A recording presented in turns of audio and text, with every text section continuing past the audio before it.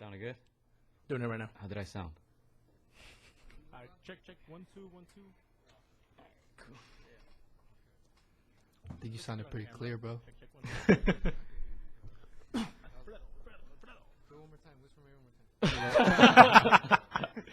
Oh, we gotta save down for the bloopers. For real.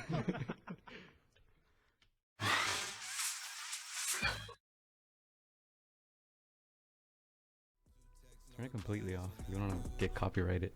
Yeah, be smart. All right. All right. Welcome back to another episode of Against the Ropes. I am Gio Garcia. I am alongside Christian Mosqueda and Christian Rodriguez. Episode number 51. 51. Today. And we do have a special guest here with us. Yeah, we got RGBA's Alfredo Escarcega Jr. That's right. Thank you guys for having me, man. Welcome. It's my actual first radio show I've done, Hey. in person, so I'm excited to be here. I appreciate you guys for the invite. Dope. Dude, we're honored, man. We always talk about it like, you see the guys when they're up there, but you know what? We want to see them like when they're getting started, because that's when all the hardships, start. That's when they start. And so we want to be a part of like those kinds of journeys when we're getting to know you guys before you guys, make that Canelo money and all that. Yeah, and then you invite us somewhere, right? I appreciate it, man. It's definitely a struggle to be there, but I think a lot of people don't see it. They always look at the money and everything you see on TV, but in reality, yeah, like you guys said, it's from the beginning, and a lot of us come from, even the Canelos, they all start somewhere. So here we are, we're going to get there someday. That's the hard work that we're going to put in. I was worried, man. We had some technical difficulties. It's kind of late right now, but It's like glad we're here, man. Yeah, no. East Coast. I was like, nah, we got to get this interview, and whatever long we have to wait, I was like, they got to open this room up. I'm going to blur out that broken door over there. I know, I was like, man, I showed up, and I'm like, am I going to get interviewed? I guess I'm just hanging out today. Man, but so you're telling us a couple stories. Well, let me start from the beginning. How did you end up at RGBA? I know you're originally from Arizona, so. Yes, sir. I'm from Phoenix, 602. Finiqueras, they say in Spanish. Finiqueras? Shout out to my. First time I hear that. Yeah. Shout out to Phoenix. But nah, man, RGBA is actually a really funny story how I got there. So, as you guys know, my boy B-Fly, Brini Macias. He's also from RGBA, from Arizona. That's like my little brother he's my brother I never wanted. He lives in my house, man. I love that kid, man. We grew up together boxing. But yeah, he was a robber before me. Actually, there was a time where we were training in Los Angeles. To take it back. So 2018, I had just left Joel Diaz, and he said, hey, Brendan was out here with the coach by the name is Peter. He's trained, I don't know if you guys know who Luis Rose is from Los Angeles. Yeah, he's trained him for a long time.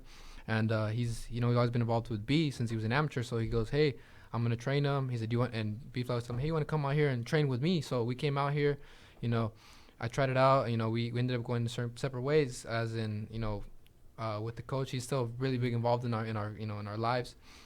But that route didn't, ended, and B ended up going to trying out RGBA with our friend Jose Rodriguez. His son, Ruben Rodriguez, is the main event of my fight night. So he got him in there. And I went back home to Phoenix and trained with my dad. I just felt like I needed to get back to where I was at, because, I felt like my boxing skills were a little bit, I had like a little mislap, my professional skills, that I was going kind of downwards. This one going up. And we went back, I got back with my dad, and I started out 4-0, 3 knockouts back with my dad in Phoenix. And everything was good. He was out there. And B was fighting on, I think it was like a January show, something like that, sometime around there. And that day, we went to go see him fight. I was with a kid. His name is Sebastian. He fights. He's an amateur from our gym, F1. He's like, man, I'm a huge Mikey fan. I need to get a picture with him. And I was like, he's like, hey, can you go get me, a picture with Mikey? And I was like, yeah, we'll make sure we'll get it. And B told him, he's like, hey, go up there. Mikey's up there. He's like, just go tell him that we're going to get a picture. And then I took him with me myself. And I took a picture. Now, obviously, I'm not even lying to you. I didn't have an intent on taking a picture with Mikey that day at all, But I'm like, yeah, I like Mikey's a cool guy. But I've never met him that day. I'm not a super fan, but I've always been a big fan of Mikey. But I was like, you know what? Heck yeah, I'm gonna take a picture with him. That's Mikey Garcia. Why not? And he switched it up with me, and he was like, hey, I'll take a picture of you, because he's like 12 or 13. I was like, all right, cool. I took a picture. I posted it on Instagram. I got a bunch of likes, because it's Mikey. And Jose was like, man, Mikey's going to fight against Spence. He's like, Robert had just asked me literally like a week before, do you know any southpaws around that weight range that are, long, lengthy, good body punchers, good boxers? He's like, man, and the minute I saw Fredo, he calls me Fredo, he's like, I saw that picture, and I'm like, man, he's ready to spar him. So I was like, Robert, let me give him a call. He called Robert, sent him a picture. No, not sent him a picture. Obviously sent him the picture, but he sent him like my fights. And he's like, man, that's a perfect style. He's a good body, he's a good body puncher. He has a great uppercut to the body, left uppercut, straight to the body. He's really long. He's 6 foot for being, 140 pounder, but he's like, man, that's a perfect style. Bring him in to come spar. And that's how it started. But I got in there, sparred with Mikey. And I that day, Robert wasn't there because I forgot who had a press conference. Somebody did. But Pita and Big G were there. And I remember my dad saying that when I was sparring him, I was a little nervous. I'm not going to lie. Sparring world champion like that, top, pretty much pound for pound fighter in the world. I was kind of nervous, but like my dad's like, nah, don't be nervous. Just go in there. Have respect, but not really. You know what I mean? Like go in there and not try to prove a point, but at the same time, like go in there and, show you want to work. Yeah. So if you can get this job, it's great for your career. It's going to help you out a lot, propel you. So I was like, man, for sure, I'm gonna go in there. And I went in there, I sparred, I did really good. And my dad said that every time he would look over at Big G and Pita, they'd be pointing, like I was working the body really good. Big G would point to like his stomach and was like, man, he's throwing it really good. So then we got down, and that's how I win. They're like, yeah, we're gonna stay here. He's like, Robert told my dad, yeah, he got here that later on that day. He goes, yeah, he can come. He said, yeah, for sure, he'll stay in the camp house, this and that. And yeah, I did the whole camp. I was the only fighter to do the entire camp. Wow. For 6 weeks with Mikey. So I stayed through the second half when they brought in the bigger guys, so Falcao and Alexis Rocha. They brought them in, and the beginning it was me, John Bauza, and Josue Vargas. And I remember at the time I was sparring first because I was the bigger guy out of the littler guys. But then after that, I got moved over to the end, to the final sparring against when he was sparring the bigger guys. So I said the whole time, and even I was telling my dad, like, man, I really like the vibe out here. B was still out there at the time. He was getting ready to train, I believe. And I was like, man, I want to come back. I think Robert, I heard a lot of good things about Robert would say about me all the time. That he would say I was really good. He liked that kid, has a lot of, heart. He got a great style. So I was like, man, I think it's a perfect mesh for me to come out here permanently. So I went literally in that day too, man. You know how much of a struggle it was to find Robert that day? Bro, like we pulled up because my sister was in California at the time. We were in Phoenix. My sister was in San Diego. So we were going to come out here regardless to ask Robert if we can come train with him because we wanted to ask him personally, obviously. And then with the Mikey fight, we didn't want to ask him before the fight because, it was still like tensions going up for the Mikey fight. And then actually after, we had a flight early, so we took off and we didn't get the chance to see him. So my dad was like, yeah, we need to go out there, ask him ourselves in person. And they were telling me like, no, he should be there. Once again, my biggest plug, I got to definitely say Jose Rodriguez. There's a guy who got me in RGBA for sure. But he was like, no, he'll be there that day. He's like, all right, cool. So we showed up. Usually Pita goes to the weigh-ins. But he's like, no, Robert should be there. They're sparring. But that day we got there, Pita was there. We were like, damn. And I was watching not Snapchats, but Instagram stories. I was like, bro, I think Pita's there, not Robert. So I was like, damn.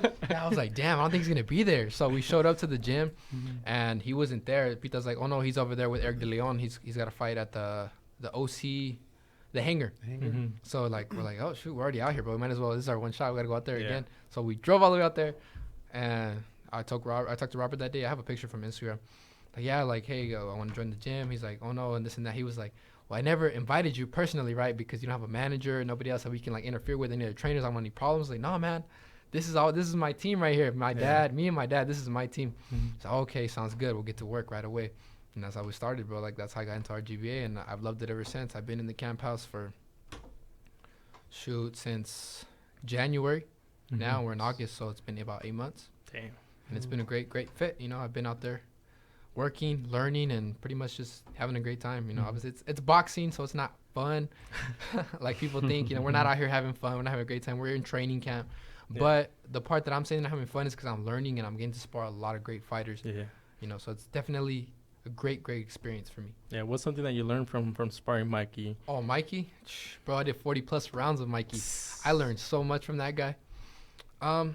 Just one little thing I can definitely say is seeing how to be poised. He would show me that I would pretty much, like he told me at the beginning, he told me this, and I remember he did an interview with Ellie. He goes, can you talk to me about Alfredo? He said, man, he's a great fighter because he's a really good fighter. He's an intelligent fighter because at the beginning, I was figuring out what to do with him. He was pretty much giving me the same kind of looks. And I was trying to figure it out little by little, and then before you know it, he starts making adjustments. So I was noticing he was making adjustments, and he was making it harder for me. I couldn't get to the same rhythms that he was doing. And that's what I was doing. I was learning, as much as I could. It was usually generally from 3 to 5 rounds at the most, 3 times a week. Mm-hmm. But those rounds, man, they added up, and it was a lot of experience that I got from it. How is Mikey's timing? That's what I was gonna say. The timing that he has, Mikey just does everything right. So like he doesn't have any he's not fast by any means. Mm-hmm. He's a hard puncher though. He's probably one of the hardest punchers I've been hit by. Mm-hmm. So he's really hard puncher, but he's just so graceful when he's boxing. Like everything is just so at the right moment. Like he's jabbing at the right time. Everything he's gonna do is gonna land. He's gonna make sure when he's throwing something, it's gonna be convincing and effective. So that's where I learned.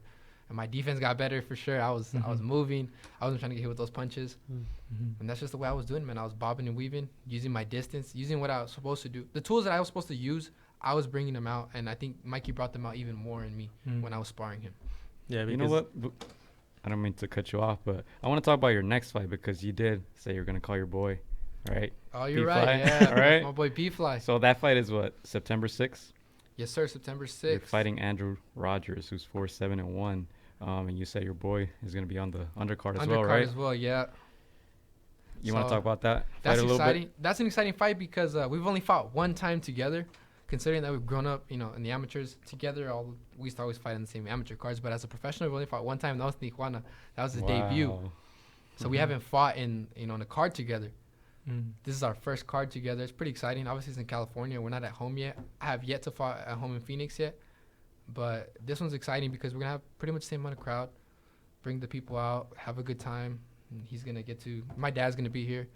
So it's going to be fun, to be on the same card. Almost like we were kids, pretty much, doing it all again.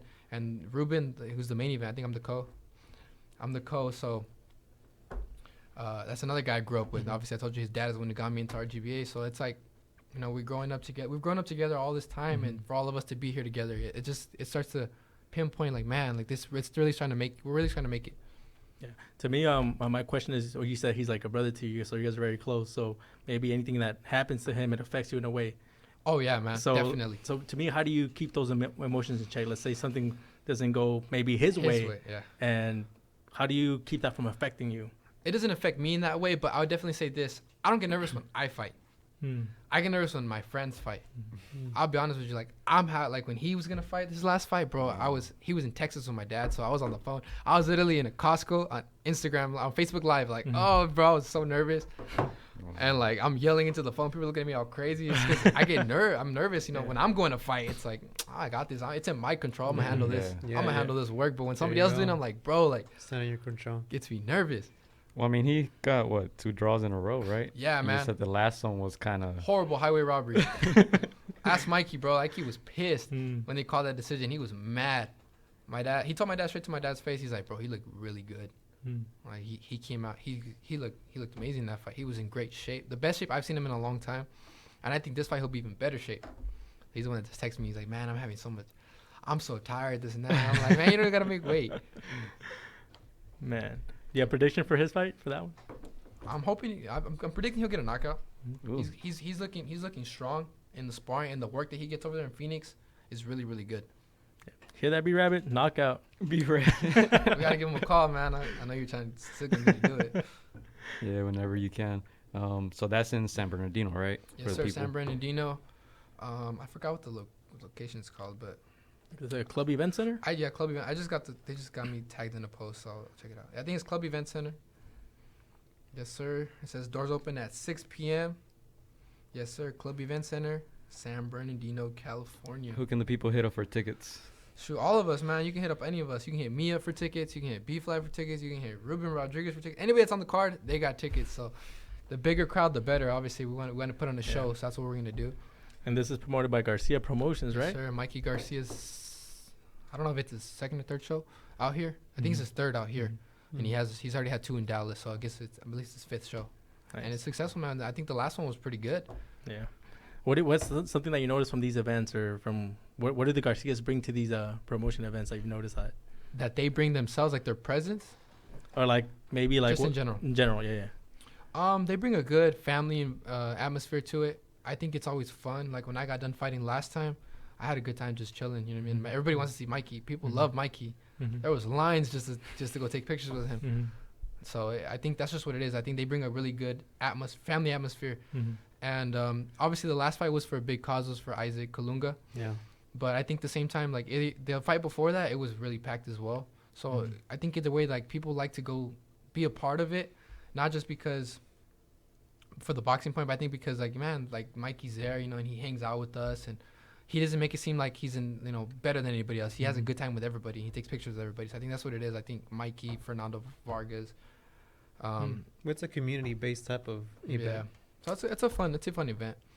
But I want to talk about because you said that you started training at RGBA in January, right? So yes, sir. You've been part of the process of Mikey Garcia's biggest fight. Yes, I was in part March, of that. but also Mikey Garcia's first loss. Is there anything that Garcia has talked to you about after his first loss that you could take away as far as like what happened inside the ring, learning how to fight him, but also like any advice that he's given you after his first loss?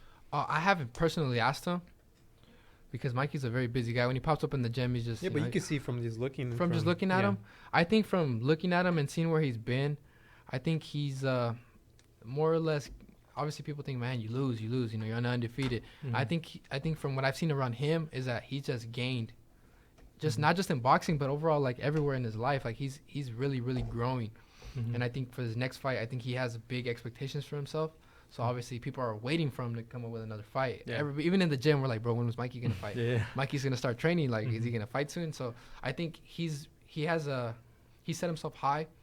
Even though, you know, he had his first loss, I still believe like he still thinks that I think in his personal mind, like, yeah, it wasn't a setback for him. You know, it's just he's gonna come back stronger. And I think that's where, for me to see in him is that he hasn't lost any confidence in himself or in his ability in anything. So is that what you take from a loss? Yeah, from taking a loss, I feel like you shouldn't think, man, I lost, my career's over. I think you should really just build up off of it, like, man, I can come back from this. Even a guy that was, you know, 39-0, he's not gonna just quit after his first loss. Yeah, the thing with Mikey that I think a lot of people respect is at least he took on the best challenge out there, and it wasn't the best challenge out there. It was something that nobody thought. Toughest challenge. The toughest definitely the toughest challenge, and the craziest fight to take for 147, your first fight. It wasn't even an option. He just created it. Yeah, pretty much. He spoke into existence. Yeah. Exactly. And so like in the post Mayweather, a lot, you know, people are afraid to lose their usually don't take those, you know, those type of fights, and especially like we said, at this type of fight that a lot of people knew was very, very difficult, risky, you know, possibly the best welterweight out there right now. And so I can only imagine being part of that camp, that a guy like that sets the tone inside training camp, right? Yeah, where you have to take risks when you have this top guy over there taking like the biggest match, and don't you feed off that type of energy? It does. It gives you a lot of energy. Not just that, like I just felt like the whole time Mikey was training, he was motivated. I really felt like he really wanted that win. And in sparring, man, he was competitive. He's telling me, come on, like felt it? All the time, man. He would give me, like, he would definitely want to like put some work in. And if I gave him good work that day, he was really trying to like bring it out of him, out of himself. So I think they always tell me like, yo, when I was finishing up sparring, pretty much I would be the last one. It was like the second half of camp. Like, just go as hard as you can. And he was dead tired sometimes, but he always pushed himself. So he's a sparring champion? He's a term that a lot of the new fighters like to use. He's done a lot more than that. He's a 4-division world champion. Yeah. So for me, I got nothing but respect for Mikey no matter what, even after that loss. Yeah. Something that a lot of people kept saying is that he saw something in Spence. I'm not sure if like anybody has addressed that. That there was something that they saw in Spence before the fight. Do you know what that was? I mean, now that the fight is over. Honestly, I never really asked the game plan. I just, you know, they would address me just to work what I had to do and be a certain way. But I never actually asked the game plan. But a lot of times I would see that they were looking to counter a lot of stuff. And I think that's where I think they were thinking that they were going to outsmart him, because Mikey's really smart and very, very technical. So I think that's what they were going to do. A lot of times I saw they were looking to counter him a lot of times with shots that they were practicing. So I think that, not just that, I think they figured out that he was strong. Mikey is strong, really strong for his weight. So I think they would have necessarily not obviously be undersized against Spence. So I think they were confident that he wasn't just going to overpower him. Were you impressed with Spence? With Spence? Oh, yeah, man. Huge fan. I'm a big Southpaw fan. Obviously, I'm a Southpaw myself, so those are all my favorite fighters. I love lefties. Those are my favorite fighters. Pacquiao. So watching that, man, Pacquiao's one of my favorite fighters of all time. Pacquiao. Crawford. I like Crawford, too. Oh, I sparred. I had to do that for Benavidez when he fought Crawford. I sparred him for that, too. He sparred? Yeah, Jose. Jose. Dang. Gunshot. He's from Arizona, too, right? Yeah, from Phoenix. I've grown up with him, too. David Benavidez, all those guys. Nice. But yeah, that was a side story. But no, let's get back to the point. No, you're on point. Yeah, but you wanna talk? We were talking a little bit outside about how you got into boxing. Oh, you wanna get to that story? All right.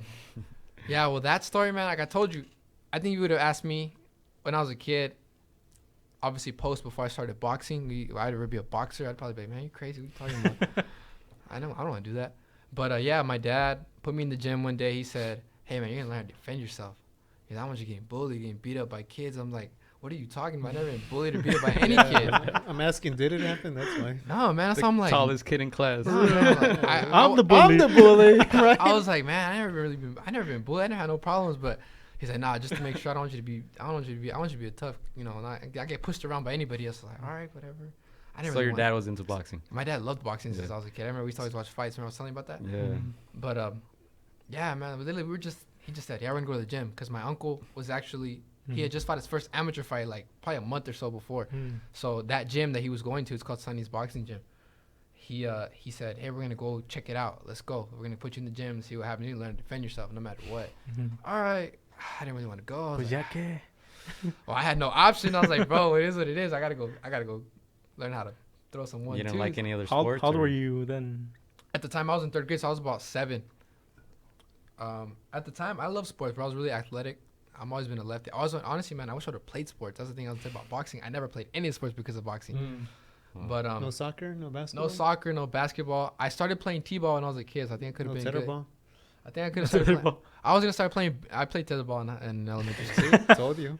Everybody does. I played tetherball. I played all the PE sports, but I never played like organized club sports, anything. Yeah. So I never did that. But yeah, like I told you, my dad took me to the gym, and before you know it, telling me, "Oh, you're gonna." I told him, and I remember telling the coach specifically. I said, "Man, I do not want to fight." I said, "I'll learn how to throw punches, defend myself. That's all I'm here for. Defend myself." And there we go. They started teaching me the 1-2. All right, cool. And like a lot of kids, sometimes I don't know. For me, I don't understand how hard it is to learn how to throw punches, but I see it with a lot of people. It is very difficult for people to throw a basic 1-2, like in a nice form. But that's what I did right away. It was like my dad was like, "Man, that was so smooth for him." Like, oh crap. Let's see, maybe he's got something in it. So before you know it, I started training for a bunch of months. And I remember, it's a funny story because I remember we were kids. The kids at the gym, we would talk about how many sparrings you got, like as in like if you got fights. So I remember I was like, bro, I got no sparrings, bro. Like I got none. I haven't been in there yet. I remember one day like, hey, you're gonna spar today, and it was against one of my friends. I still know him to this day.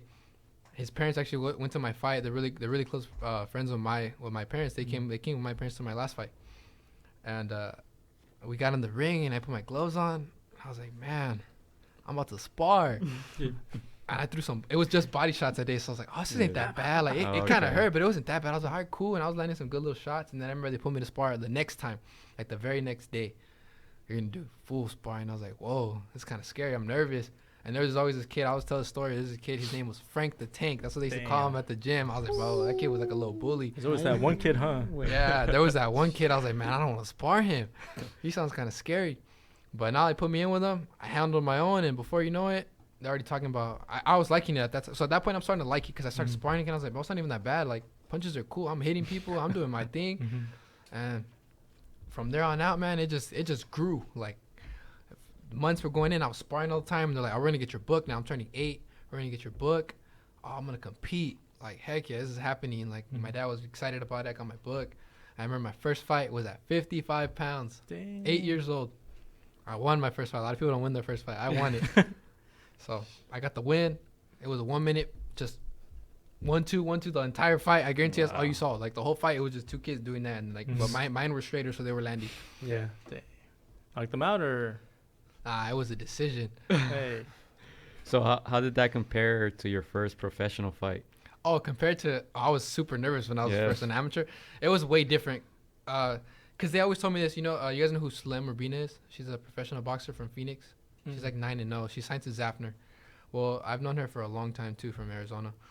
And she told me that, like, she goes, just watch, when you turn professional, like the first time you turn pro, it's not going to be how you expected it to be in your mind. Like, everybody has this vision of how it's going to go with the walkout song, everything. You know what I mean? And it's like, and it's true. Like, and it all happened so fast. Like, I remember just going in there, bro, like, wrapping my hands. Like, when I got to I fought in Thompson. So, the DoubleTree, they were like, all right, we're ready. We're going to get here the first fight of the night. And I just remember putting my hands on, bro. They wrapped my hands. And I remember, like, they started putting my gloves on. I was like, damn, I'm about to fight already. Like, I started warming up right away. They put my gloves on. How old are you at this point? I'm 19. 19. And I don't know, was I 19 yet? I was just about to turn 19. I turned pro April 20th of 2017. So I was my birthday. Oh, really? 420. He was drunk that night. He was passed out. Probably. Yeah. I got the win for you. but no, like, literally. So yeah, that was the day. I just remember how fast they were putting so literally they signed my glove, they signed my wraps. I put the gloves on. Wait. I put the gloves on, and they're just like, bro, you're gonna start, like, you gotta get ready to start warming up. Can't even use the bathroom at that point. No, you can't. They're gonna call you within. Oh, it's another story. He had help. No, not that day. Beef life. Not that day, bro. Not that day. But I'll talk about that. I'll talk about a day I had a problem like that. No, but yeah, like, they put my gloves on, dude, and they're like, all right, we're gonna get ready to walk in 10 minutes. All right, I was like, all right, cool. I started walking. I'm like, bro, this is crazy. And then the whole fight, I'm telling you, like, it's true. Like, I pictured the whole fight, my debut being a certain way, the way it's gonna go, and like, it was completely different.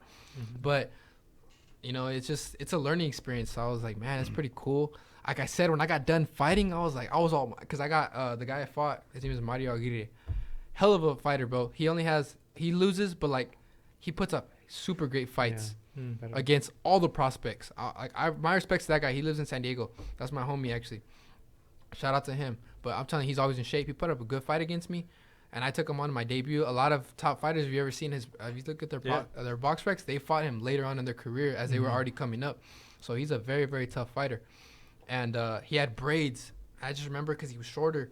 I was standing, and he would come in sometimes, and he would hit me with his braids on top of his head. I remember just being all bruised and all sore on my forehead when he would come in. But I just remember I told you, after I got out of the ring, I was like, man, I'm freaking sore. Like, do I want to feel like this every time I get out of the ring? I'm like, I don't know about this. I was just kidding. I'm not questioning boxing. I love to fight, but I'm just saying, like, man, I'm super sore. Like, it was crazy. It's a whole different feeling. The way you come out from a professional fight was compared to you come out an amateur fight. And I'm talking about, I would fight weeks in national tournaments and never feel like that. Were you able to sleep the day before? Oh, yeah, perfect. I slept like a baby. I've heard that before. People say they can't sleep. And what happened the day after? The day after the fight? Yeah, after the fight was done, were you able to sleep, or? I didn't sleep too much that night. I was chilling. I had my family over. It was a big, it was a good night for us. And the next day I went to Santa Monica. So Celebrate. I was celebrating that night. I was cool. I was chilling.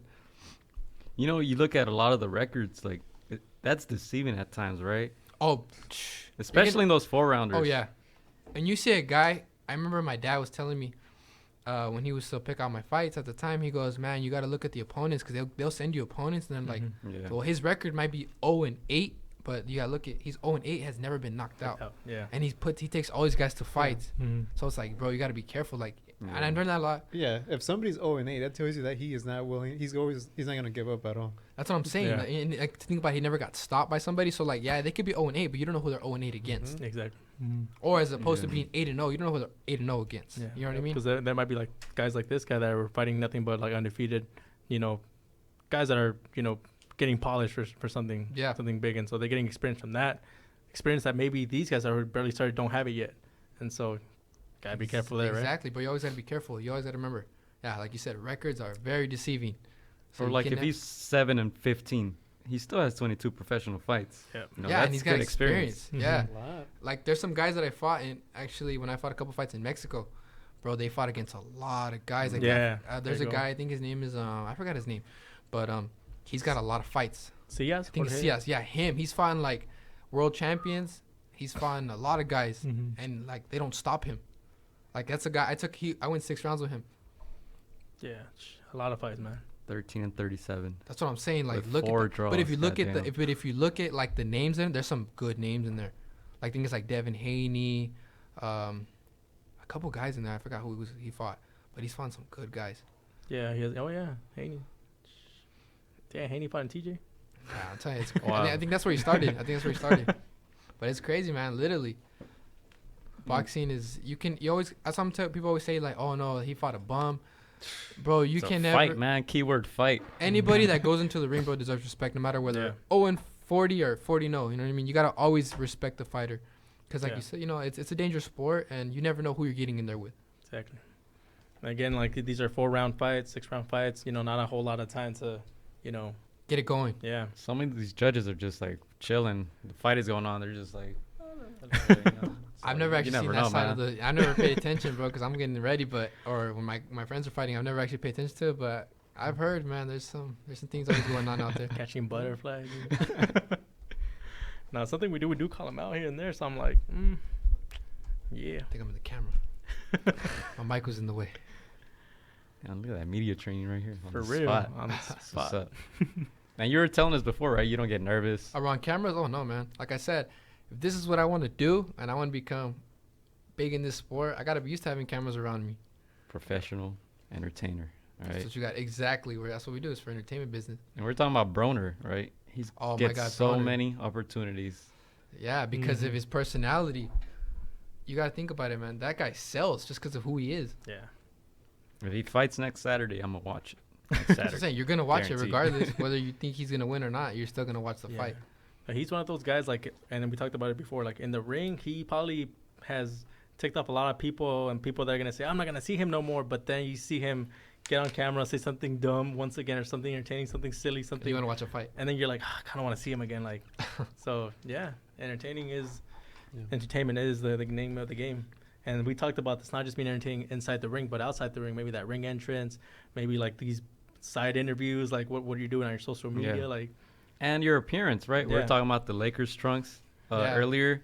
Like, I think that's very important. Like, I don't know if you have someone in your corner telling you, hey, you should do this or that, or is it just off the top, like, when you come up with ideas? I think for all that stuff, I come up with my own trunk, everything that I want to come up with. Like, I'm not just going to wear Lakers because I'm in California. Like, I'm a Lakers fan. So it's like, I was like, man, this is I thought about this since the get-go. I said, my 8th fight, I'm going to wear Lakers colors because that's Kobe Bryant right there. Yes, sir. And I put an Instagram post about it. I was like, man, I always grew up. That's the guy that I always looked up to. So number 8, my 8th win was going to be. You know his Lakers nicknames? Colors. Kobe's? Oh, the Black Mamba. Come on now. No, there's other ones. There's more? There's more? Yeah. Shoot, I didn't even know all those. I'm gonna have to research them. You know them? You know? I know the negative ones. I know a lot of negative ones. We're not gonna mention those. When did you start watching Kobe? Since I was little. I have all the jerseys that I have of Kobe are number 8s. That's why 8's my favorite number of Kobe. I never bought a number 8, dude. Dang, bro. Never. Like, literally, I just bought another jersey, a Nike one. Yeah. Number 8, Kobe. Yes. That doesn't count, man. That doesn't count. No, I'm saying, like, I'm going to show you my originals. I have Minneapolis ones that I have, like. You know what? Small. I had, like, the fake ones with number 8. Yeah, I remember. No, I got like the $10 ones with number all my jerseys. I don't think I have 124. And you know what? I did buy one 124 jersey, and it didn't. For whatever reason, I remember that day. My parents sold me a jersey till this day. We returned it the same day I bought it, and I was like, I want to get a Pau Gasol jersey. And yeah, I never got a Pau Gasol jersey or another Kobe jersey. So there's 4 Kobe nicknames with number 8. The great number 8, the 8 Wonder of the World, Lord of the Rings, and Obi-Wan Kenobi. Dang, I didn't know none of those. It's the first time I hear him. I was a little kid. Probably heard him on MySpace or something. I was a little kid, so I don't know. But I was a big fan of Kobe when I was a younger kid. Like, literally, I used to have in Texas, because the reason, I don't know, I'm actually from El Paso, not Phoenix, but where my dad grew up, he said that when he was a kid, they only got Western channels. So he grew up becoming a Lakers fan, a Dodgers fan, and a Cowboy fan. I'm both Lakers and Dodgers fans. I'm not a Cowboy fan. I'm actually an Arizona Cardinals fan. That's the only team I represent from Phoenix. I'm sorry for you. Yeah, I know. It's the first time I hear about that team, honestly. It's actually very hard. It's hard being an Arizona Cardinals fan, bro. It's been a lot of disappointments, but it teaches you, like, you know what? Dodgers not that much better. No, don't go there. Don't go there. Every time I think they about come the Dodgers, close and then they. Hold up, time out. Every time I hear the Dodgers, think about second place. That's all I hear. Oh. Yeah, the Dodgers. Cruz Azul del béisbol. It's been hard to be a Dodgers fan. This is worse. It's been hard to be a Dodgers fan. Yeah. Like it says, It's been every single time, bro. My hopes get high, and I always buy like last year. I bought the first World Series hat in 2017, and I was like, bro, I'm gonna give me another one just in case because we lost last year. If we win this year, I'm not gonna have that hat, and then we lost worse. Hell yeah, you're gonna lose again this year, bro. too. I don't know what this guy's hating for. No. Bandwagons. I don't know who this guy is. You sound like an Angel fan or like a Giants fan. No, I'm a Yankees fan. Bigger bandwagon. Oh, how you? You saw what happened this weekend? Bro, it's a series. Yeah. There's like 100 and how many games? It's fine. Yeah. They play like twice a day, don't they? Yeah. Twice. They didn't play twice a day, but they there is some back-to-back series like that. But no, there wasn't one that day. But it's okay. We lost that one. We're straight. We'll be fine. Baseball is like they play like the number of games now the way like boxers used to fight back in the day, right? Every other week. Every other week, yeah. How many times did Sugar Ray Leonard fight? Like 3 times Lamada? a month. Yeah. Well, I saw his record like recently because they had like the pound for pound like box strikes like all time. Yeah. I was like, bro, those guys fight so much. Mm-hmm. I think he fought Jake LaMotta one day, and then 3 weeks later he fought him again. That's ridiculous. And we're not talking about chumps, dude. We're talking about like top guys. No, this fighting is like, each other with. No, that's what I'm saying. Yeah. And there was only like a certain amount of champions because there's only like 6 weight classes. Yeah. That's crazy. Yeah, so you knew who the man was. Yeah, boxing was different back in the day. Fuck yeah. There was no belts, no promotions, none of that stuff. That's crazy, huh? Yeah. Who do you admire from the contemporaries? From that time? From any time. Anytime. My favorite fighter, I told you I'm a big Southpaw guy. I'm a huge Pernell Whitaker fan. Rest in peace. Yeah. I'm a big Pernell Whitaker fan. I like Lomachenko now because I love his style. Fighting this weekend. Yeah, fighting this weekend. Why Lomachenko? 1, he's a Southpaw. 2, he just does things that like nobody else can do. Like what? That movement that he has. Juggle old tennis ball. Like a professional Yeah, he does all that stuff, man. Like literally, I just like the way he fights because he moves so gracefully in the ring. It's just different. The guy that beat him, I sparred him when I was 15. Salido. Yeah. Salido lives in Phoenix. I sparred him when I was like 15 years old. You sparred the great Salido?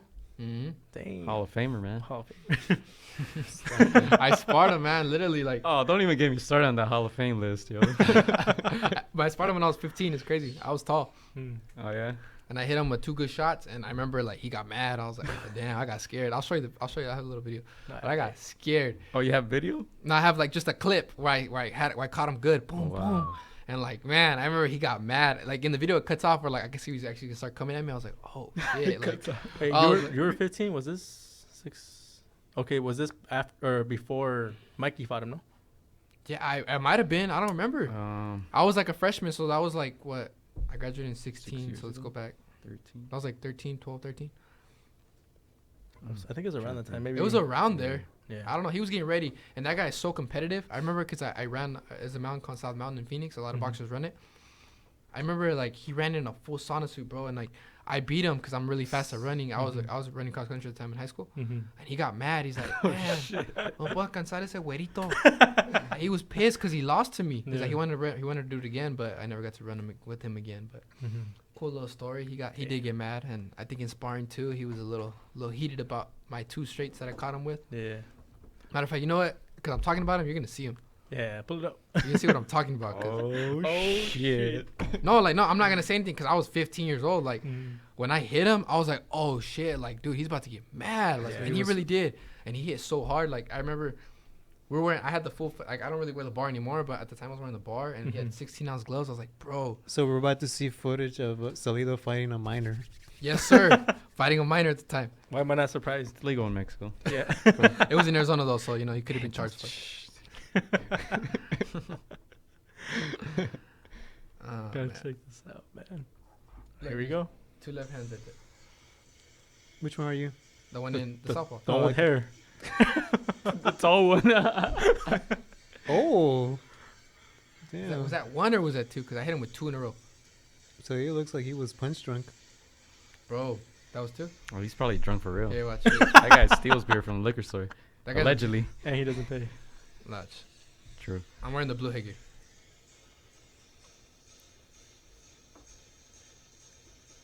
So that video's on Instagram, but you gotta go like really low.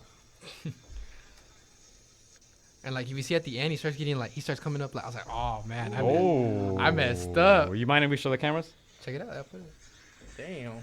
El CD. Like I said, He was working with me, and I was 15, but I got my 2 good shots on him. Hey, you could say you've done something that Lomachenko didn't do at 15. Stop.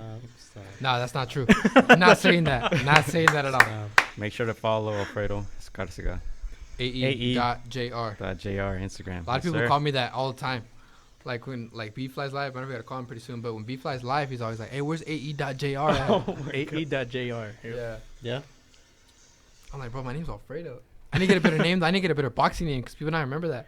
People always tell me that. You have a nickname? Yeah. I do not have a nickname, so I gotta get one. No, that's original nowadays. That you don't have a nickname. Yeah, everybody has one. That's true. I gotta Everybody be different, has huh? But my But Alfredo, like, I don't know if that's gonna make the cut. that's what I'm saying. I don't know if it's gonna That do doesn't it. sound scary. Doesn't sound. Yeah. Well, I don't gotta sound scary, man. I don't even look scary. Like when I see that Peter Cullen's gonna fight Alfredo Angulo, I'm like, he's gonna fight him, right? Yeah. Yeah. I'm not trying to look scary. That's the thing about me. I don't want to look Oh, scary. you're trying to be deceiving, like. All right. Yeah. I mean, a nickname doesn't have to be scary. You got the magician. That's true. That sounds cool. I'd be scared if I was fighting anybody named the Magician. Yeah, what does he know that I don't? I don't know. I just feel like when I'm gonna fight, like a lot of times guys are trying to intimidate me. Like my last opponent, he was like dogging me, like trying to look all hard, and I was laughing. I was like, bro, what you doing? Like, get out of here. Do you see right away that like that's an insecurity? Like I don't know, man. I just feel like why? What are you gonna intimidate me by? Like, okay. What are some like intimidating nicknames that come on like that you can think of at the top of your head? Punisher, The Punisher, the Crusher. the Mexicutioner. There you go. I don't know, bro. El City. CD goes hard. You call it City, dude. I don't want to fight you. Nah, man. Like that. I don't know about a nickname that doesn't catch. I don't think that's intimidating. I don't know. It's gonna take some time. I don't know. Let's say I have a reputation, but Yeah. and if you're scared of people in boxing because of their name, you shouldn't be fighting. But what's probably one of your best skills you do in the ring? For me, Yeah. I would definitely say isolating my distance. I'm tall. I was noticing that. How long is your reach? Honestly, I think it's like 72 something. Yeah. Yeah, that's a long. I was noticing that right now. I have no idea, but it's long, and I would definitely say You can still reach too if you play other sports. Man, I never got to play any other sports, but you can still. How many? guard, man. Don't you have like 2 more years to grow? 2. I think I got like at least 2 or 3. I think it's like 23. Yeah. So I got 2 more. Mhm. So add some more something. Let's just hope I get like another inch or something. Yeah. Nah, but yeah, I definitely say for my biggest asset is I'm a southpaw that's long, tall with a jab. That's southpaws with jabs are dangerous, but I'm tall and I'm a big body puncher. If you ever noticed any of my fights that you've seen, I work the body a lot. I will literally little by little break you down. That's the way I am. I have a big. That's literally what they brought me in because of that. Like Robert's like Mass Perfect style to spar Mikey for Spence. He's a huge body puncher and he has a amazing left uppercut to the body. That's my favorite punch. Are you gonna be part of the sparring crew for Josito Lopez? For Josito's next fight? Yeah. No, because he's fighting John Molina. Even though he's tall, he's not a southpaw. He's actually in training camp right now with me. So I have not sparred Josito, and that dude's a monster. What about Virgil Ortiz? I've sparred Virgil a lot of times before, but I don't know who Virgil's fighting. They usually don't spar me. The guys, if they don't need to spar, like for the most part, they don't spar me with those guys. If they don't have to fight lefties. So here and there, like I would do some rounds with Virgil last time. Yeah. How was it? Oh, good work. It's always been solid work between me and him. He's getting bigger now. So I think that's one thing but the good thing about me is I'm really strong for my weight. So he hasn't been able to. He's just a seek and destroyer. Virgil is, but he's my height. You know what I mean? But he at least outweighs me by 15 pounds. You know what I mean? So Really? He's big. Yeah, at least 15. He's a big guy, and he's just growing. So shout out to my boy Virgil. Beast fight last time. Yeah, he looked Big amazing, bro. I watched that on my phone. Man. I was in LA that That's weekend. crazy. From the outside looking in, I see Virgil Ortiz like he doesn't have a personality. He's just like all business. You know what I mean? Like Virgil's definitely business, but he's if you know him personally, he's really cool. He's a great person. He's a great person. He plays guitar. He's got a lot of. You never seen that on his Instagram? No. He plays guitar, piano. He's self-taught. Piano, yeah. He's self-taught with everything. So damn, you check that stuff out. That's his like other side outside of boxing. You have anything like that? Me? Yeah. I do not play piano or anything. I guess like you told me. I Is there anything that you do that you want to like? You know what? I'm done with boxing. Let me do something that else. I would want to do TV, right? Like honestly, that's one thing I would definitely say. I've always wanted to say, not conceited, but I've always wanted to be out there. No, but not right now. Not right now. But I'm talking about like, okay, you're done with boxing. What do you do? During the day, like. During the day that I do now, like just on a regular basis. Yeah. I go to the gym a lot.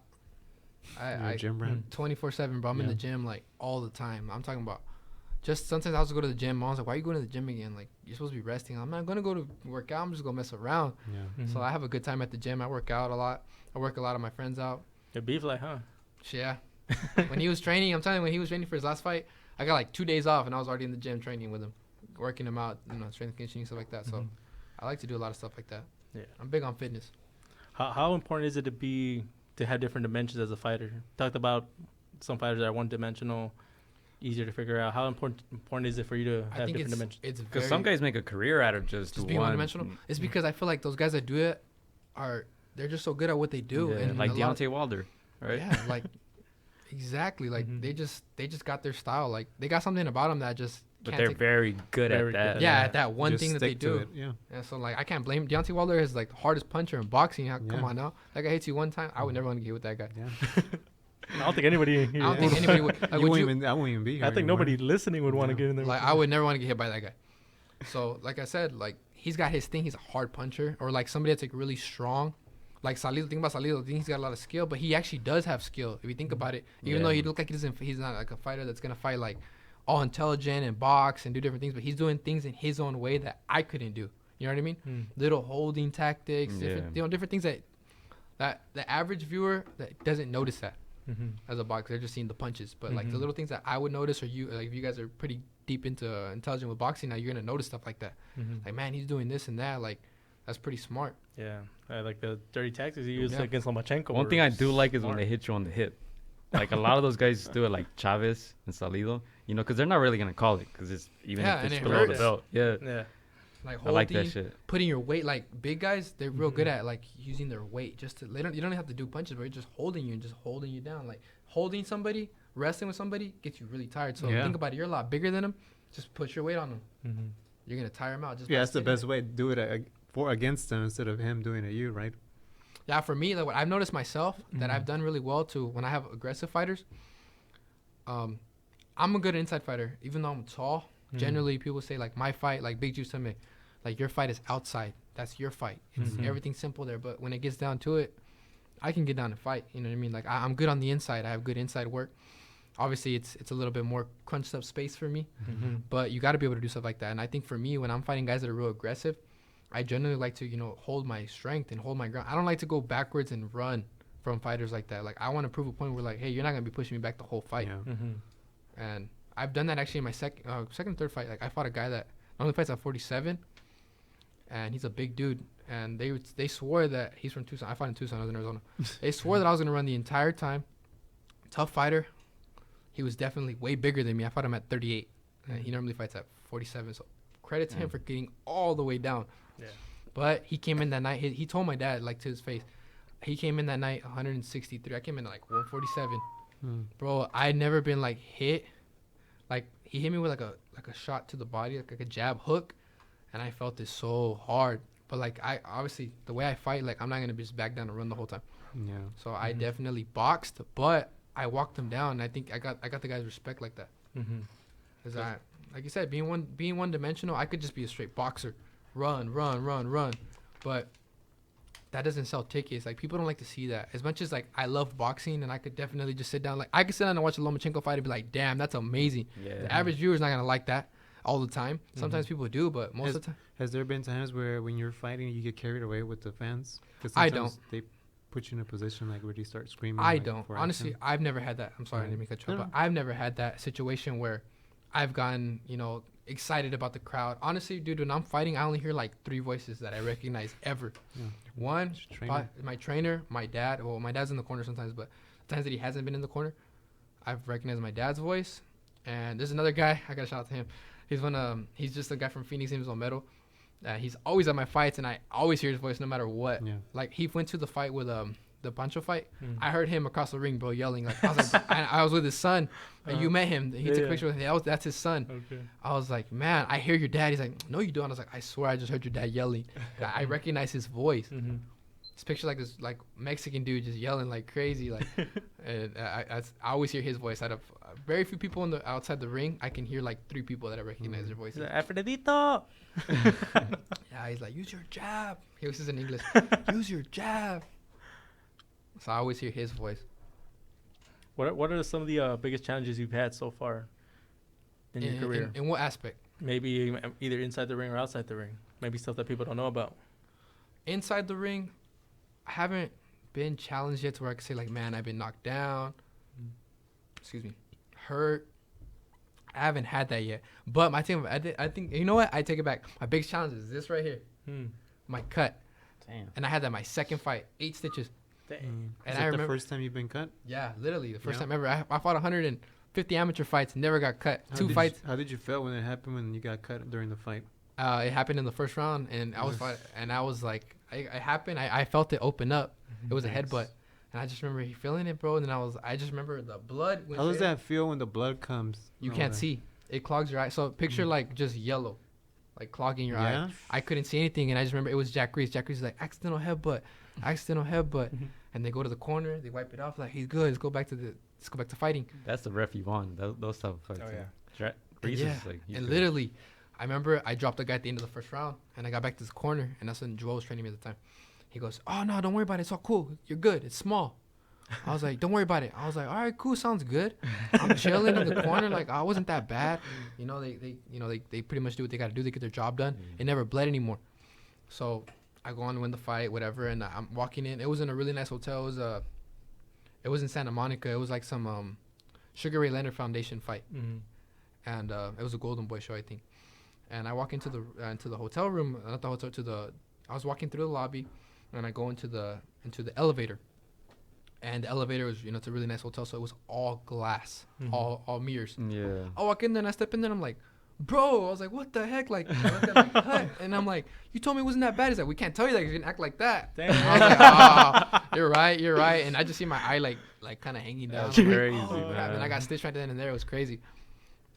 But yeah, I got 8 stitches that day. That's crazy. I'll have a picture of that. Let's check it out.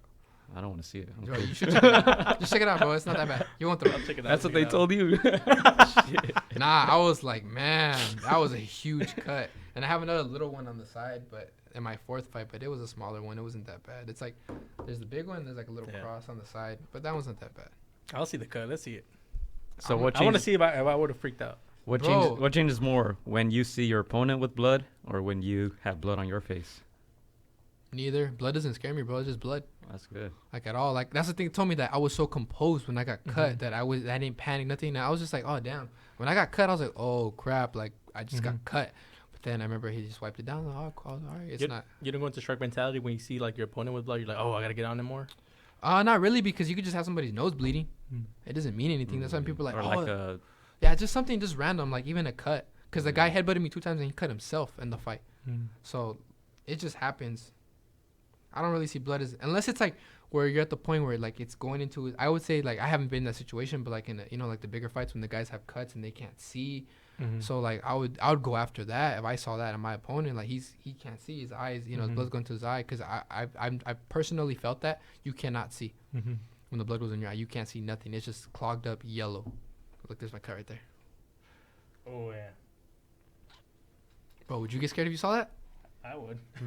your eyebrows split in half, dude. If they literally told you like, man, it's not that bad, and you walk in the elevator like, what? You said that wasn't that bad? Damn. That's crazy. It was pretty nasty. It was pretty gross. Don't box kids.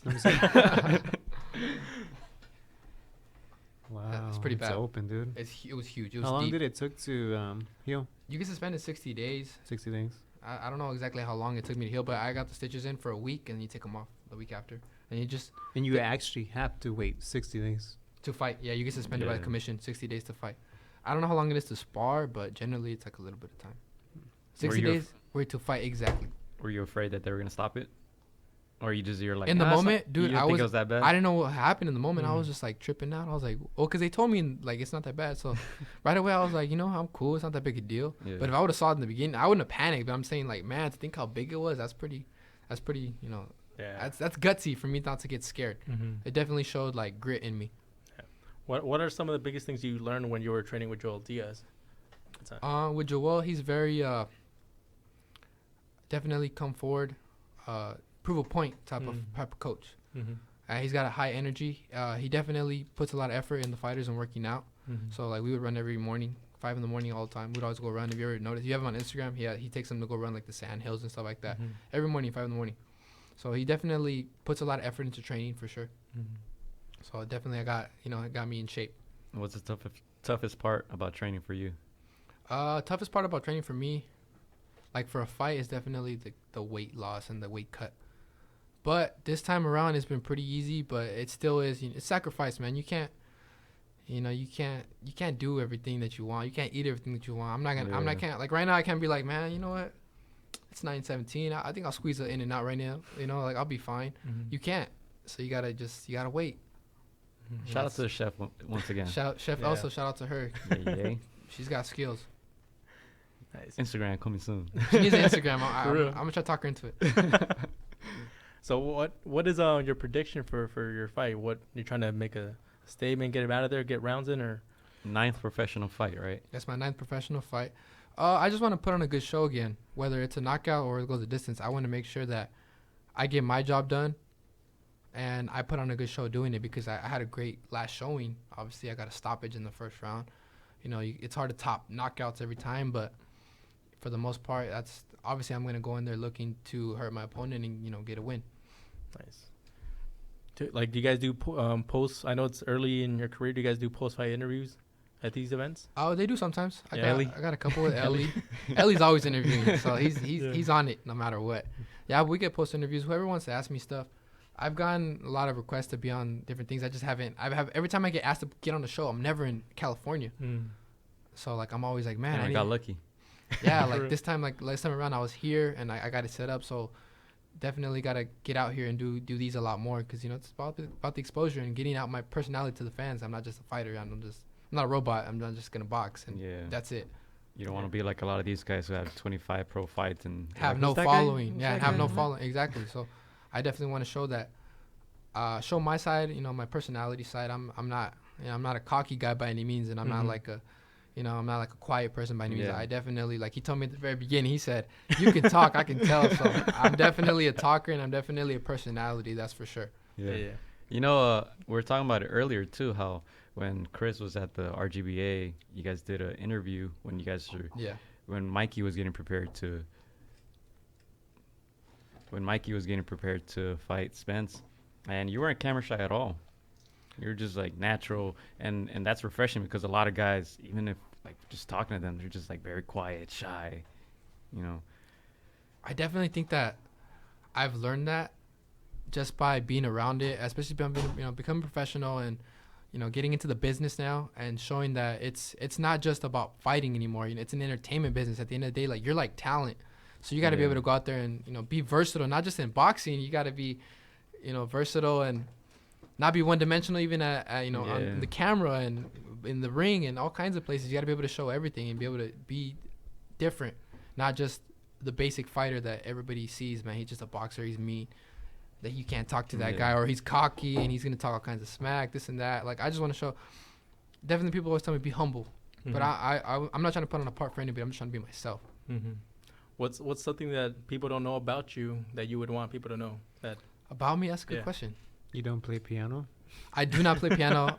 I'm not on Virgil's any kind of his any kind of that. You can't juggle tennis ball. I can't juggle tennis balls. Lindolfo does that really good. He's always in the gym just juggling. I don't know. Let's see what's a good talent about me. Something that you guys don't know about me. I'm trying to think. I have no idea right at this point, to be on the spot. Let me think. If you weren't boxing, what would you probably been doing? I don't know. I don't want to sound cocky and be like, man, I want to be on the camera. But low-key, I think I would have tried to do some stuff like that. Like, I want to be like a broadcaster or an actor, something. I like to be, not saying I'm going to be center of attention, but I actually kind of like to be on camera. I like to smile. That's what I always get told that when I'm at the weigh-ins. They're like, man, you're one of the boxers that he always smiles when he takes a picture and he weighs in. I'm like, of course, man, I got to show my teeth off.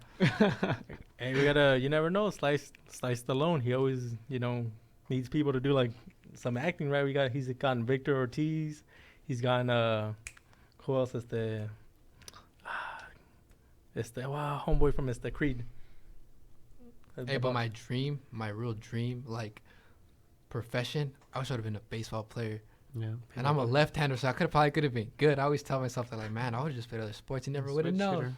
I love boxing, but like, what if I was another? I've always been athletic. Yeah. So imagine. There's still time. Bro, I'm not gonna be a baseball player. There's still time. I'm dedicated in my sport. Now I want to be a world champion. Dodgers need help. Bro, what is it with you talking about my Dodgers? Don't be bashing them. You see what we do? Nah, my boy Bellinger. He's from Phoenix. Yeah, my favorite player is actually Corey Seager. Oh, you like Seager? Yeah, I like Seager him. goes hard too. I like him too. No, but at the end of the day, for you, like, what's probably the main reason why you box? Obviously, your dad pushed you into that end, but like, at the end of the day, is there anything outside from your dad forcing you to go inside the ring? Obviously, at the beginning, it wasn't my choice, but getting into the ring, I fell in love with the sport since I was a kid. I don't know, man. I've always told myself, like, when I tell people this, I'm not the same person when I box. It's like having two personalities because I'm like outside the ring, man. I'm literally like the nicest guy. I couldn't hurt a fly. I guarantee you that. I can't kill bugs. But literally, like, when I go in the ring, I have no like mercy for anybody. So it's just a whole other thing. But I just feel like the love and the passion that I've had for it all these years, sacrifice, man. I remember getting up when I was 10 years old, waking up 5 a.m, going to run 5-6 miles. Damn. It's just a lot of grind and a lot of hard work. And obviously, my parents are I have the blessing to have my parents that have been behind me 110%. So obviously, doing this for my dad says, for you, ultimately it's about yourself. But at the same time, like, I have the passion and drive that has been installed by my family, that I want to do it not just for myself but for them, because they've believed in me since day one and supported me since day one. So I definitely feel like I'm motivated, not just by myself, but definitely by my family. Yeah. What's the timetable or what are the goals that you set for yourself in like the next coming years? Like by what age do you want to like challenge for a title, or by what age do you want to be on TV? Yeah. Well, hopefully the TV comes out pretty soon. Yeah. But and the promoters and stuff like that, everything's gonna come up pretty soon. Like, I'm not rushing anything by any means, or like people say, like, you can't compare yourself to other fighters or where they already are at. You know what I mean? So I never do that. I just take every day as a blessing. Like I said, I'm here at RGBA. I have a lot of great opportunities for me right there with Robert, with Mikey, and I just gotta keep performing and keep working hard, and it's all gonna come together. I'm not gonna put a timetable when I'm gonna get a world title shot. I'm not gonna get a timetable when I'm gonna get signed by another big promoter or anything, but I just know, and I believe in myself, and I know what I can do. It's just all up to me now to get there. Yeah. You're 21. You're still very young. So like 10 to 15 years. We've seen Pacquiao, who's pushed his career 20 years, and so you're your dad. No, it just takes time. I just feel like you got to look at fighters like how my dad always tells me. He's like, look at Terrence Crawford. Nobody knew who Terrence Crawford was. Look where he's at now. If you look into his career beginning, where he was fighting at little events like that, and before you know it, he blew up. It's just a matter of time. It's just a belief in yourself, knowing who you are and knowing what you can do, and just never quitting, because I can't just give up because I'm not signed yet. I can't just give up because everybody knows who this guy is or this guy is, and nobody knows who I am. I used to beat him, but nobody knows who I am yet. Doesn't matter, man. It's not about that. It's about your time and your place. That's all that matters. And if you believe in it and you work hard and you got the skills behind it, it's just all about yourself and what you're gonna do about it. I used to have a counselor back then telling me that at the end of the day, when you graduate with your degree, it doesn't say how long it took you. Yeah, that's true. It doesn't say. It just says your name and where you got it at. That's it. So it's always about taking your time. So whenever it is, you saw it, what happened right now. Honestly, this past month of August has been the word to me, Anthony. Like, we're finding out about Anthony Joshua coming back. We're finding out about being green, being inexperienced, and being too young, even though he had the chance, right, to find his shot with Anthony Yarde. But at the end of the day, he took a step back, not backwards, but also forwards at the same time. Yeah, that's true. So, no, I believe it that way. I just thought everybody has their own path, and obviously, I believe in myself. I believe that God has a plan for everybody and the way it's going to work out. I just gotta make sure that I put my part behind it, no matter what. Like I said, my dad's been there since day one for me, supported me. He's made me the fighter I am today. But like, he tells me every day, like, I'm out here in camp by myself. It's all about me. He can't be there to wake me up in the mornings. He can't be there to take me to go do other stuff. It's all about myself, and it's all on my own accountability. If I don't get it done myself, then it's not gonna be done. Like, and that's the thing is, nobody else is in the ring with me but me. So that's the way it goes. It's a very lonely man's sport by yourself, but it's all about the effort that you put into it. It's not like, and that's the thing. That's my biggest thing about boxing. I love boxing. I always tell people this. It might sound like selfish, but being a boxer, I don't think I can ever be in a sport like a basketball team. I can't be on a team sport. Like to me, like man, like I feel you, man. I look up to Kobe, man. Like Kobe, he won, but he had all this behind him. He had Shaq behind him, or Jordan, and this and that. Like, nah, but it was a team that did it. Yeah. At the end of the day, you see the glory behind it. Like saying like a Michael Jordan, the greatest basketball player of all time, people say, or LeBron James, he carried a team, but in reality, he won the championship together. Everybody, even the guys that are on the bench, get rings. Yeah. I'm getting my belt myself. Nobody else is getting it. So this is my sport. This is my glory. I'm putting the work in, and it's me in there against the world. That's the way I look at it. Yeah, I run marathons. You're basically by yourself. And that's it. And that's what I'm saying. Like that's badass. Like I wish I could run a marathon. Like I love running. That's another fun fact about myself. I'm not one of those fighters that's like, man, I hate. I know a lot of fighters say they hate running. That's one of the least favorite things. I feel like running's therapeutic. Yeah, it is. Dude. To run a marathon, that'd be something that I would love to do. Well, you have the physique, dude. Seriously, you're just long legs. Long legs. Yeah, I have a big stride. I used to run cross country, so I was on the varsity team my freshman year. So I've always had skills to run.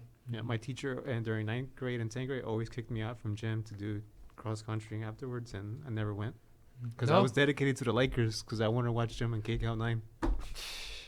So guys, unfortunately we gotta wrap it up in a little bit. This is the sad part right here. This is the sad part, man, because this man. But we're gonna have you back. Yeah, we want to have you back, bro. Definitely, I'll definitely be back to do a recap or another show. I'll be excited to be here. Yeah, next time we call B-Fly.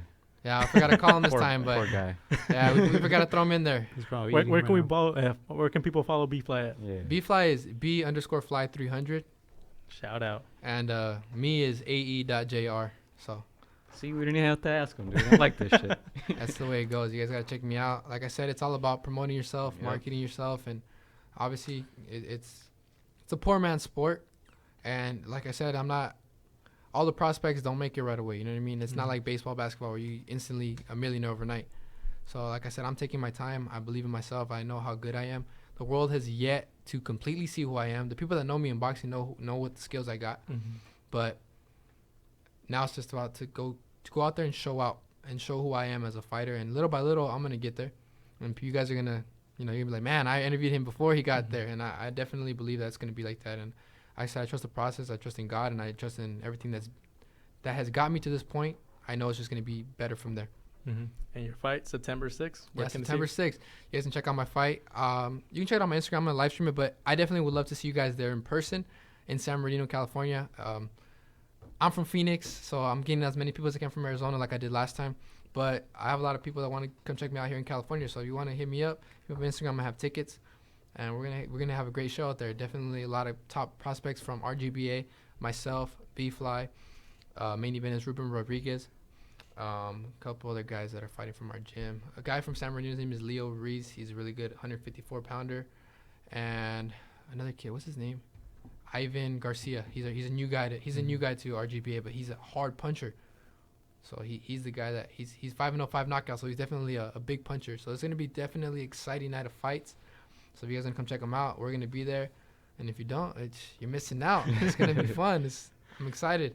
Hope I can get another knockout. There you go. And this is Garcia Promotion, and so family friendly, good night of boxing. So yeah, come check us out and take some pictures with all the big guys like Mikey, Robert. Everybody will be there, and it's gonna be exciting. We're gonna have fun, and let's get it going. Obviously, it's boxing, so I gotta get my job done before I can have fun. But after I get done with that, I'll say what's up to everybody, take pictures. It's like it's what it's all about. There you go. Yes, sir. That was episode 51. Thanks for coming, Alfredo. I appreciate you guys for having me. We can have you back. It's exciting. Definitely. Thank you guys.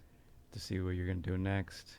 You're part of a great camp, so we're gonna definitely be tuned in. Appreciate you guys. Yes. Episode 52 is coming up. That's next week for us. That's gonna be our 1-year anniversary. We're gonna have a special show. I think we're gonna do it in Spanish, right? Mexican independence. I think so, yeah. So stay tuned. That's all I can say. Yeah, we're gonna be having some guests back. We're gonna be doing some games, some trivia, see how much they know about, not just Mexican independence, but from like some of the past Mexican fighters that have laced up the gloves. So man, stay tuned. Where can they follow us? You can follow us on Against Daropes on all the social media platforms, and they can follow our website on againstdaropes.online. You know what, Alfredo? I'll let you do the outro. Take us out, man. How you want me to do it? I don't know. Hey, you Just want to throw be on it off my TV? head. You're right. Okay. All right, guys. It was a great night. I'm excited to be here. Get ready to check out my show, my next fight. Actually, it's what is it, September 6th. Don't forget to miss their season, their year finale, no, right? For the next show, episode 1 year 52. anniversary. 1 year anniversary, ex-Mexican Independence Day. And what you guys say about it? It's me in Spanish, so don't forget, check it out.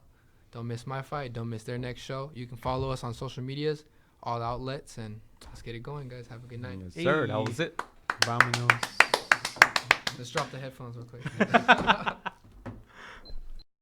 Because I used to train in LA. I used to train at Maywood. They gave me some dumbass name called B52. It was fucking retarded. Like the plane, the Auburn plane. Oh, okay. Hated it, because, you know, I throw bombs. I hated the name. I hated it. Okay. And I was like, you know what? I want to go with Beach Fight. And they were like, that's not going to work. No one's going to like that. Now everywhere I go, they'd be like, oh, you're Beach Fight. Can I get a picture? Beach Fight, can I get an autograph? Dang. You know why? Because I make Beach Fight known. Dang. Hey, so you're Mexican? Yeah, I'm half Mexican. Damn. And so what kind of style do you have? What kind of I got it all. I can bang. I can box. Man, I just look good. All right. He's Yeah, dude. No, you think I was cool? I was entertainment. Hey, we talked about how important it is to be entertaining. You both of you guys have that. Everyone, don't get me wrong. Plenty of good boxers. Plenty. But what separates you from all the other ones? Me, I got the gift of gab. I can fight, and I look good doing it. That's right. So, you know, I separate myself because I know how to talk. And I know what people love to see. I've always branded myself. Even as a little kid, I've known how to talk. So, as I gotten older, I've just gotten better at it. Yeah, we can see you're running and you're talking, so dang. Yeah. There you go. And hey, I'm not that tired. And looking forward to talking to you more, man. Yeah. Hell yeah, man. I appreciate the call. Y'all stay up, stay blessed. So I'll call you in a little bit. Let's tell him bye. All right, man. Good luck. All right, good luck with that. We'll see you soon, man. Stay up, stay blessed. Hey. Michael, you already know I'm a fun guy. Hola amigos, soy Alfredo Escarcega. Quiero mandar un saludo para mis amigos de Contra las Cuerdas. Échenle muchas ganas. Un abrazo, muchas bendiciones. Shout out to Against the Ropes. You know what mine is? Let's box, bitches. It's almost fight night. Shout out to Against the Ropes. Thank you for the support. Keep doing your thing. You're doing a great job. So thank you and best wishes.